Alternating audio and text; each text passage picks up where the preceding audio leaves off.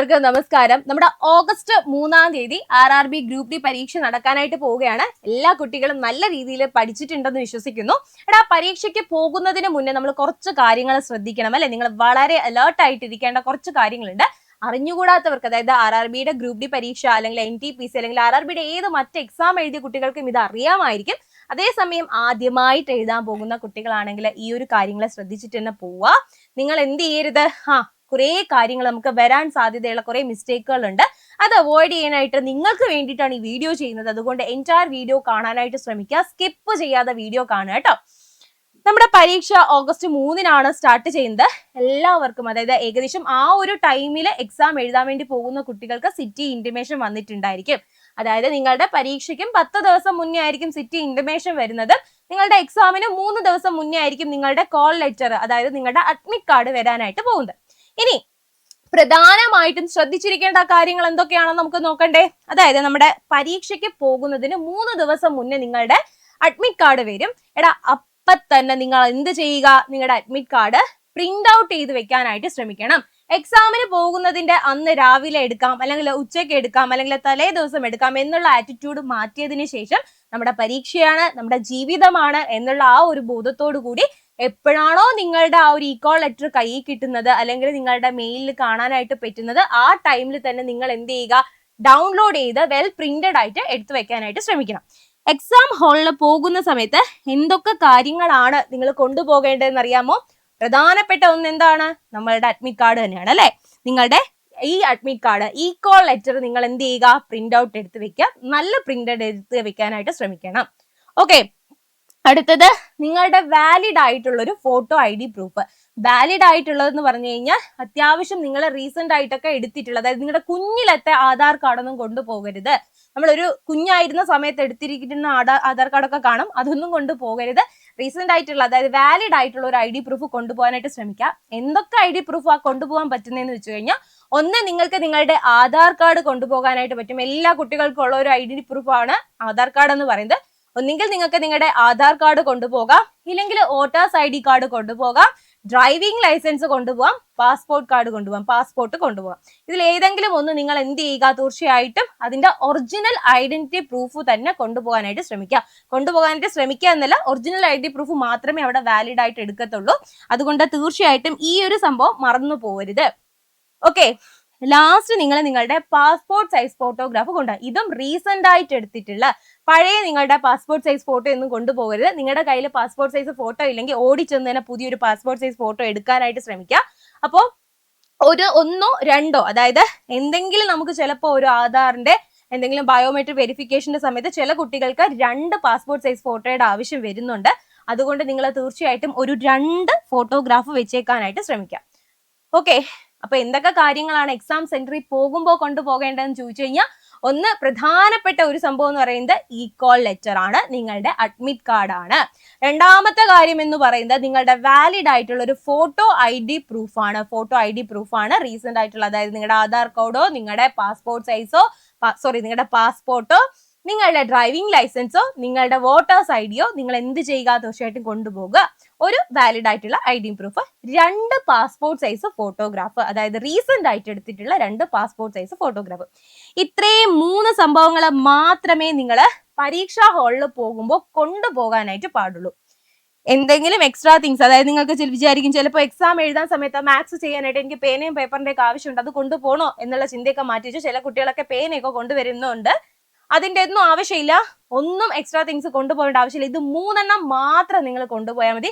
നിങ്ങൾക്ക് പരീക്ഷാ ഹാളിൽ പോകുമ്പോൾ നിങ്ങൾക്ക് മാത്സോ അല്ലെങ്കിൽ റീസണിംഗ് ഒക്കെ ചെയ്യാനായിട്ടുള്ള പേനയും പേപ്പറും ഒക്കെ നിങ്ങളുടെ ഇൻവിജിലേറ്റേഴ്സ് നിങ്ങൾക്ക് അവിടെ പ്രൊവൈഡ് ചെയ്യുന്നതായിരിക്കും. അപ്പോൾ ഈ 3 സംഭവങ്ങളും നിങ്ങൾ തീർച്ചയായിട്ടും കൊണ്ടുപോകാം.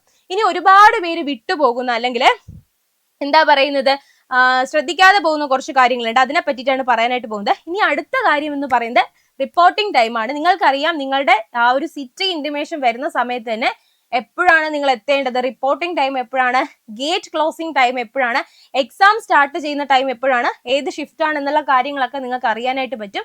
ആരും തന്നെ ഗേറ്റ് ക്ലോസിംഗ് ടൈം വരെ നിൽക്കരുത്.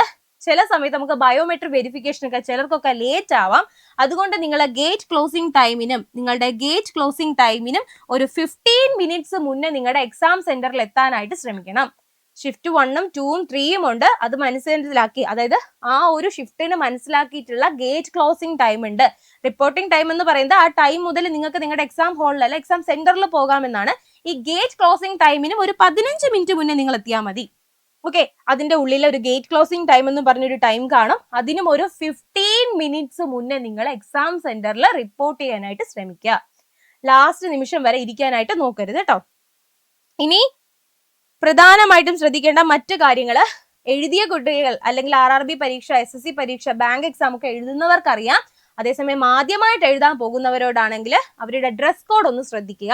ഇപ്പൊ ആൺകുട്ടികളെ സംബന്ധിച്ച് നിങ്ങൾ ഒരുപാട് പ്രിന്റഡ് ആയിട്ടുള്ള ഷർട്ട്, ഒരുപാട് പോക്കറ്റ്സ് ഉള്ള പാൻസ്, ഇതൊന്നും ഉപയോഗിക്കാതിരിക്കാനായിട്ട് ശ്രമിക്കുക. സിമ്പിൾ ആയിട്ടുള്ള കാഷ്വൽ ഡ്രസ്സ് ഉപയോഗിക്കാനായിട്ട് ശ്രമിക്കുക. ഒരുപാട് പോക്കറ്റ്സ് ഉള്ള പാന്റ് ഒന്നും അവിടെ അലൗഡ് ചെയ്യുന്നതല്ല. ഓക്കെ, അതായത് ലൈറ്റ് കളേർഡ് ആയിട്ടുള്ള പ്ലെയിൻ ആയിട്ടുള്ള ഷർട്ടുകൾ. പെൺകുട്ടികളാണെങ്കിൽ ഭയങ്കര ഹെവി ആയിട്ടുള്ള വർക്ക് ഒക്കെ വരുന്ന ഡ്രസ്സൊന്നും ഉപയോഗിക്കരുത്. നിങ്ങളുടെ കംഫർട്ടബിളിനനുസരിച്ചുള്ള എന്തെങ്കിലും മിനിമൽ ആയിട്ടുള്ള ഒരു ഡ്രസ്സ് വേണം നിങ്ങൾ ഉപയോഗിക്കാൻ. അതായത് നിങ്ങളുടെ വളരെ കാഷ്വൽ ആയിട്ടുള്ള ഒരു ഡ്രസ്സ് വേണം ഉപയോഗിക്കാനായിട്ട്.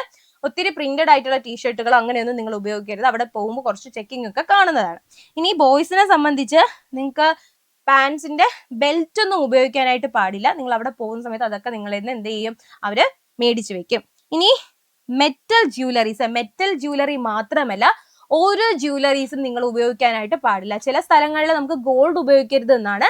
പക്ഷെ നിങ്ങളുടെ RRB എക്സാമുകൾക്ക്, SSC എക്സാമുകൾക്ക് ഒന്നും തന്നെ നിങ്ങൾ എന്ത് ഉപയോഗിക്കാൻ പാടില്ല, ഓരോ ആക്സസറീസും, അതായത് കമ്മലോ മാലയോ ബ്രേസ്ലെറ്റ്സോ നിങ്ങളുടെ പാദസരമോ ഒന്നും തന്നെ നിങ്ങൾ ഉപയോഗിക്കരുത്.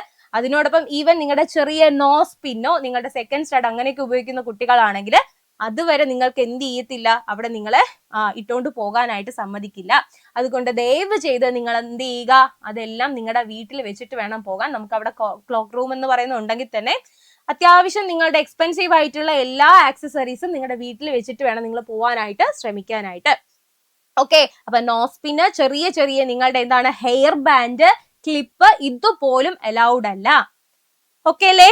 അപ്പൊ അതെല്ലാവരും ഒന്ന് ശ്രദ്ധിക്കുക. ബോയ്സ് ആണെങ്കിലും എന്ത് ചെയ്യരുത്, നിങ്ങളുടെ ക്യാപ്പോ ജാക്കറ്റ്സോ ഒരുപാട് പോക്കറ്റ്സ് ഉള്ള പാന്റ് ഒന്നും ഇടാതിരിക്കാനായിട്ട് ശ്രമിക്കുക. നിങ്ങളും എന്ത് ചെയ്യരുത്, ജ്വല്ലറീസും അങ്ങനെയുള്ള കാര്യങ്ങളൊന്നും ഉപയോഗിക്കാതിരിക്കാനായിട്ട് ശ്രമിക്കുക. ഇനി എക്സാം ഹാളിൽ ചെല്ലുമ്പോൾ നിങ്ങൾക്ക് കുറച്ച് കാര്യങ്ങൾ മനസ്സിലാവും. അതിന്റെ ഉള്ളിൽ പോയി കഴിഞ്ഞ് കഴിഞ്ഞാൽ നിങ്ങൾക്ക് ഒരു വെരിഫിക്കേഷനും അങ്ങനെയുള്ള കാര്യങ്ങളൊക്കെ ഉണ്ട്. അതിന് നിങ്ങളെ ഹെൽപ്പ് ചെയ്യാൻ അവിടെ ഒരുപാട് ആൾക്കാരുണ്ട്. അതിനോർത്ത് നിങ്ങൾ വിഷമിക്കേണ്ട ആവശ്യമൊന്നുമില്ല. ഫ്രീ ആയിട്ട് എക്സാം എഴുതാനായിട്ട് ശ്രമിക്കുക.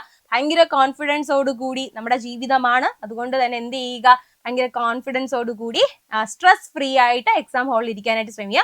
അവരുടെ റൂൾസും റെഗുലേഷൻസ് ഒക്കെ പാലിക്കാനായിട്ട് ശ്രമിക്കുക. നല്ല രീതിയിൽ ബിഹേവ് ചെയ്യാനായിട്ടൊക്കെ ശ്രമിക്കുക. ഇനി എല്ലാവർക്കും അറിയാം, പരീക്ഷ എന്ന് പറയുന്നത് 1 hour എക്സാം ആണ് നിങ്ങൾക്ക് നടക്കാനായിട്ട് പോകുന്നത്. 19 മിനിറ്റ്സിന്റെ 90 മിനിറ്റ് നീളുന്ന ഒരു എക്സാം ആണ് നിങ്ങൾക്ക് നടക്കാനായിട്ട് പോകുന്നത്. അതുകൊണ്ട് മാക്സിമം നിങ്ങളെ സമയം എന്ത് ചെയ്യുക, കുറവാണ്. അതുകൊണ്ട് നിങ്ങൾ വൈസായിട്ട് ചിന്തിച്ചിട്ട് വേണം എക്സാം ഹാളിൽ ബിഹേവ് ചെയ്യാനായിട്ട്. ഇനി വേറൊരു കാര്യം എന്ന് പറയുന്നത്, നെഗറ്റീവ് മാർക്കിംഗ് ഉണ്ടാവാതെ ശ്രമിക്കണം കേട്ടോ. നിങ്ങൾക്ക് അറിയാവുന്ന ക്വസ്റ്റ്യൻസ് നിങ്ങൾ ആൻസർ ചെയ്താൽ മതി. ഗസ് അടിക്കാനോ അല്ലെങ്കിൽ ഒരുപാട് നിങ്ങൾക്ക് കിട്ടാത്ത ക്വസ്റ്റ്യൻസ് ഒന്നും അറ്റൻഡ് ചെയ്യാനായിട്ട് പോവേണ്ട ആവശ്യമില്ല. RRB ഗ്രൂപ്പ് ഡി പരീക്ഷ പൊതുവിലെ അത്യാവശ്യം എളുപ്പമുള്ള പരീക്ഷയാണ്. നിങ്ങൾ പഠിച്ചത് മാത്രമേ വരുള്ളൂ. ആ ഒരു വിശ്വാസത്തോടു കൂടി നിങ്ങൾ പോവുക. അറിഞ്ഞുകൂടാത്ത ക്വസ്റ്റ്യൻസ്, നിങ്ങൾക്ക് ഒട്ടും പരിചയമില്ലാത്ത ക്വസ്റ്റ്യൻസ് ആണ്. ചില ക്വസ്റ്റ്യൻസ് ഒക്കെ നിങ്ങൾക്ക് എലിമിനേഷൻ ടെക്നിക്ക് വഴി ആൻസർ ചെയ്യാനൊക്കെ പറ്റുന്നതായിരിക്കും. അല്ല എങ്കിൽ എന്ത് ചെയ്യുക, നിങ്ങൾ ആ ക്വസ്റ്റ്യൻ തൊടാനേ പോകരുത്, ചെയ്യാനേ പോകരുത്. വെറുതെ സമയം പാഴാക്കേണ്ട ആവശ്യമില്ല. ഓക്കെ, അപ്പൊ ഇത്രയും കാര്യങ്ങളാണ് പ്രിയപ്പെട്ട എന്റെ കുട്ടികളോട് എനിക്ക് പറയാനായിട്ടുള്ളത്. ഈ കാര്യങ്ങളൊക്കെ നിങ്ങൾ ഇന്ന് ഓർത്തു വെക്കുക. ഇതൊക്കെ മനസ്സിലാക്കിയിട്ട് വേണം എക്സാം ഹാളിൽ പോകാനായിട്ട്. ഇനി ചില സെന്ററുകളിലൊക്കെ വെള്ളം കൊണ്ടുപോകാൻ പറ്റുമെന്ന് തോന്നുന്നുണ്ട്. പോകാൻ പറ്റുമെങ്കിൽ തന്നെയും ട്രാൻസ്പാരന്റ് ആയിട്ടുള്ള കുപ്പിയിൽ മാത്രമേ വെള്ളം കൊണ്ടുപോകാനായിട്ട് പാടുള്ളൂ.